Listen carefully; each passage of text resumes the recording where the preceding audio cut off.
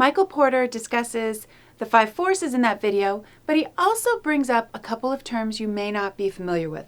So let's discuss those first before we continue to discuss the 5 forces framework.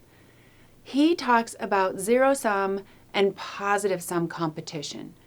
Zero-sum is where when one firm wins, the other firm necessarily has to lose. We talk about that with competition or strategy often. Zero-sum. Now, positive-sum argues that there is a way to increase the winnings such that just because one firm is profitable or increases its market share, it does not necessarily cut into the profitability or market share of another firm. I'm not sure if you have read Stephen Covey's book, 7 Habits of Highly Effective People, but he has a similar framing in that he talks about resource scarcity thinking versus resource plentiful thinking, and it changes the way you choose to compete. So positive-sum competition, we will talk about some other frameworks besides profit pool for those, but another one would be blue ocean strategy, and we will discuss that later in this semester. So he talks about profit pool and how you could use that to increase the positive-sum situation. All a profit pool is looking at every way that you can make money in an industry and then trying to determine if your company can enter one of those other areas to increase its market or its profitability. This is a fairly old graphic, so please don't hold me to the percentages of profitability on these different areas in the profit pool of the automotive industry. But if you look at this graphic, you can see that automobile manufacturing makes a higher profit margin than new car dealers and used car dealers. But really impressive is the margin you can achieve through leasing or auto insurance. And so even though GM or Ford are involved in leasing, they are not involved in automobile insurance. And as a way to approach profit pool analysis, they might consider that as a way to increase their profitability and increase their overall profit margins. So now let's talk about the 5 forces. The first force that we're going to discuss is risk of entry by potential competitors. We would like our industry be more profitable if it was difficult, if it's difficult for new entrants to come in and compete. So, what makes it more difficult for new entrants to come in and compete? Well, economies of scale, for a reason, because it requires such an investment to be able to enter and compete. Cost reductions that you get from those economies of scale, discounts from bulk purchasing, and there's certain cost advantages at operating at higher levels. Brand loyalty can discourage new entrants because it can be hard to win over new customers. Absolute cost advantages can keep new entrants from entering your industry. It may be because they're strong, well-financed, incumbent firms that have a lower rate of access to financing. They might control a particular input that's very hard or rare to get. It could be very difficult for my industry's customers to switch to a new provider, and not due to brand loyalty. The customer may have made an investment in infrastructure or human capital that is hard to recoup if they switch.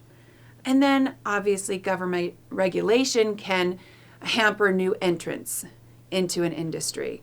So think of tobacco manufacturing companies. There's quite a bit of regulation around that.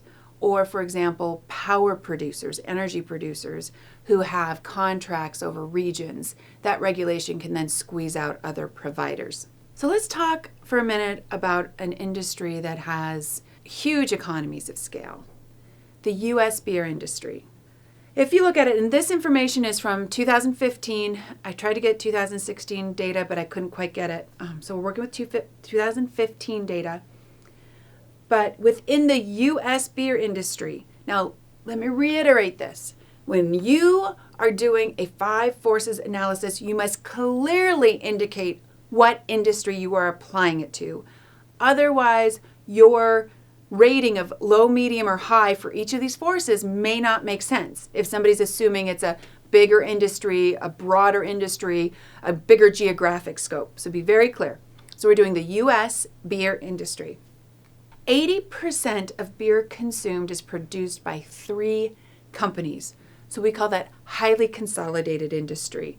And they dominate this mass market segment. Competition revolves around aggressive pricing, brand loyalty, wide distribution, and national advertising spending. So Anheuser-Busch InBev had 45% of the U.S. market. Miller's Coors had 26% of the U.S. market. And surprisingly, Coors Light alone had 8%. Constellation Brands, which actually distributes Corona, Modelo, Tsingtao, and some other brands, I don't know their exact numbers, but they grew by 10% in 2015. Heineken USA has 4% of the U.S. market. And then you put the 3,000 to 4,000 craft brewers all together, and they have about 11 to 12% of the market. I just saw some numbers for craft brewing for 2016, and it has raised to 13% of the market. But still, even though 13% sounds like a lot of the market, that's for 4,000 craft brewers. So we can see that it's pretty difficult to enter the U.S. beer industry if you want to do mass production. On the other hand, it's pretty easy to enter if you're going to go with a craft production, because you can rent facilities, you can contract manufacturing, you can do some pretty interesting financing just because people seem to care about the product. And so we might write that this one is threat of new entrants is low at the large mass production distribution beer level and high at the craft beer level. So next force, rivalry among established companies. Right? We would like the rivalry to be not based on price, because that squeezes the profit margin out for everybody in the industry. We would love it if it was differentiated, or if it was fragmented in a way that competitors didn't directly compete against each other. So what do I mean by fragmented? Well, you can be geographically fragmented, such as local pizza shops in different towns, or a dealer network for cars are fragmented. Roofing contractors tend to be fragmented just because of the physical labor involved. Cement manufacturers are fragmented because of the weight of the product to ship it. Pharmaceutical companies can be fragmented, and not because they are in different geographic areas, but because they have different palliative areas of treatment. So you might have one company that focuses on diabetic issues and another company that focuses on pulmonary coronary issues. And so even though they're both global companies, they're not directly competing. So what does affect this rivalry among established competitors? The competitive structure, we just talked about that. The demand conditions, we love growing demand because that means we can charge more money. If you have more demand than what you have capacity to meet it, then there's no need to compete on price, right? Versus shrinking demand, then that rivalry starts to get tougher, more intense. The cost conditions can impact that. So if you're being profitable, you're less likely to be directly competing on price. And then if it's really hard for companies to get out of this industry because there are high exit barriers, then they have to utilize their resources and make a profit. And if they can't get rid of these resources, they are going to compete to sell the most that they can. That means that that competition gets really intense, tends to drive down the profitability. Next, 5 force, bargaining power of buyers. Right? We would like it for our buyers to have very little bargaining power. What does give buyers bargaining power? Well, they're dominant. There's a few that tend to buy most of what our company produces, so they have a lot of control or ability to negotiate with companies in our industry. If buyers tend to purchase in very large quantities, they can usually negotiate or have more power. If it's really easy for our buyers to switch providers, then they have more power. If our buyers could go back and integrate backwards and get into our industry, then they would have more power. On the other side is supplier power, and we would like our suppliers to have very little power because then they can't negotiate with us, and it helps our profitability margins. So what would give suppliers more power? First, what they supply is vital to our industry. So remember, Michael Porter referenced the pilots union as being very powerful in the airline industry. Without pilots, you can't fly planes. So in that case, they have high power. If the industry, my focal industry, is not important to that supplier, it's a very small customer, then the supplier has more power. If switching costs for my industry are high, then suppliers have more power. If the suppliers can get into my industry, they have more power to negotiate. And so we would like the supplier power to be low, to be a more attractive industry for us, which means more profitability. Okay, the final of the 5 forces, as proposed by Michael Porter, is the threat of substitutes. And substitutes establish what you can charge for your products and services. We would love it if there were no substitutes. That's very rare. It happens in life and death situations, in essential services, but most of the time you really need to consider a substitute as doing without. So if we look at airline travel, you can do without airline travel. You can stay where you are. Soda pop, you talked about the soda pop industry. You can just do without soda pops. On the other hand, there's lots of substitutes that are cheaper than soda. Water, which now that it's bottled and sold by the soda pop companies is very close in price. But if you get it out of the tap, it's much less expensive. So there's so many substitutes for soda. So always think through all the possible substitutes, but always think of just not purchasing that product or service. Okay, so let's talk about a 6th force, right?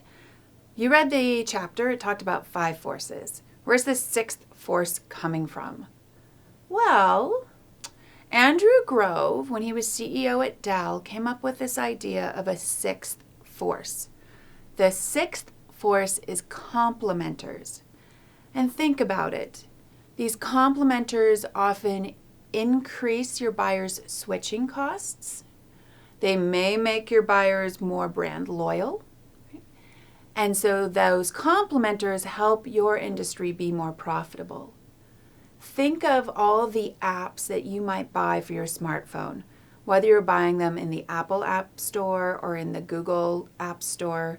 They're not produced by the company that built the operating system for the phone or the phone itself. They're produced by outside developers.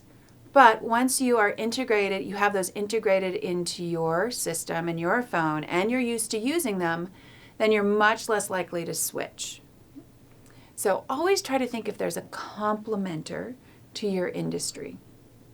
Okay, so now we're going to talk about the industry life cycle. This is another framework. It is very close to the technology adoption curve. They're related. We're just taking it a little bit farther past the prime on that technology to shake out maturity and decline. It's so another framework to apply to your industry, and it interacts with the 5 forces, and it might make you think about what kind of generic strategy you choose to use. So just to remind you, bring you back to this idea of generic strategies, you have the overall low cost leader, you have differentiation, and then you have either call it focused or niche, I don't care, focused differentiation, focused low cost. Right?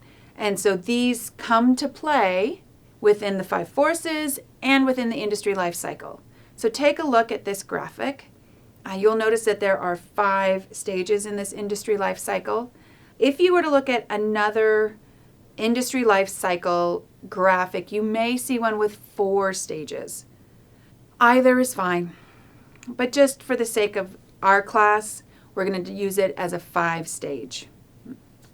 Okay, so early in an industry, it's called the embryonic part of the life cycle. That's where companies are competing on their technological know-how. There's different offerings.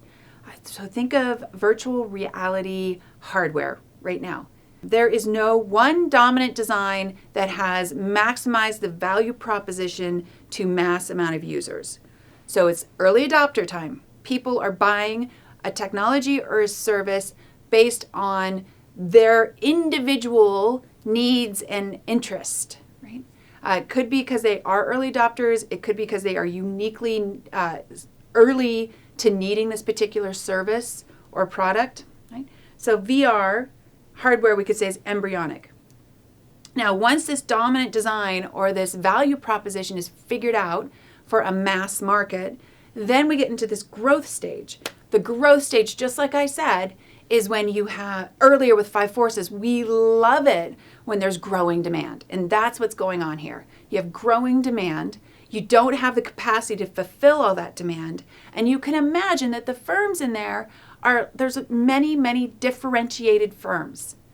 Now you're going to start to see the emergence of low-cost providers as well, but they're not dominating.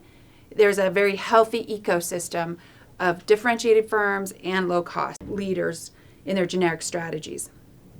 Once you're still seeing growth in demand, but that rate of growth is starting to decline, right? So that rate of growth is starting to slow down. You're going to have overcapacity to market demand, and that creates a shakeout phase. Firms are going to start closing. They're going to start merging. You have acquisitions going on. So you're going to start to see consolidation because you have overcapacity to demand. You're going to start to see the best differentiators come to the forefront and the best low-cost providers come to the forefront. And then once you hit this mature stage, you have a real stalling out of demand. But you've also had already a lot of your mergers and acquisitions and consolidations occur. So think about beer again, the U.S. beer industry. Demand is stagnant, actually declining for beer consumption in the United States. And so we're at this mature stage for the industry. What has happened, though, in the waves and waves of consolidation that have occurred and the fact that low-cost strategy, so overall low-cost providers are now dominating the market, what happens is pockets are opened up for small differentiators in a mature industry. And an industry can sit at the mature phase for a very long time. Once again, think of U.S. beer consumption. And so what you'll want to see is that there are opportunities for new entrants to the field, but they're very unlikely to be able to compete at the low cost strategy level. And then finally, once an industry starts to go into decline, companies aren't entering. They're trying to get out. So think about compact disc manufacturing. You really don't hear about firms trying to enter that industry. Right? The firms that stay in an industry that is in decline either have really high exit barriers because of the plant property equipment, other IP, other investments that they've made in that industry, or that industry, although in decline, is essential to another offering that the company makes. So just to look at this a little bit closer, you can see that we have at the embryonic level, embryonic stage, competition's based on technological know-how, so there's differentiators. Growth stage, you get threat from potential competitors. So it might be really small firms in the industry at this point, but at the growth stage, it's a very profitable industry, and you're going to have incumbents entering. Right? At the industry shakeout, you're going to have a lot of rivalry on price. So think about the U.S. airline industry. We still have demand growing. People still want to travel by air. We have population growing. So it's not stagnant, but we have overcapacity for demand. And so you see competition directly on price. And think about what even the full service airlines are doing now, trying to offer a basic economy offering to try to compete on price. And then at the mature stage, brand loyalty, efficient low cost operations come into play. Right? You can think of what we discussed with the U.S. beer manufacturing and industry. And then in decline, it's all about trying to get out and why certain companies wouldn't get out. So one more graphic just to look at how what happens in this shakeout phase is when you have excess capacity that's been built up by the firms in the industry, but the demand is not meeting that. And so obviously companies cannot carry those expenses without the revenues, and so you have a shakeout. So we've discussed two frameworks, Porter's Five Forces, which applies to an industry, and industry life cycle, which clearly applies to an industry as well.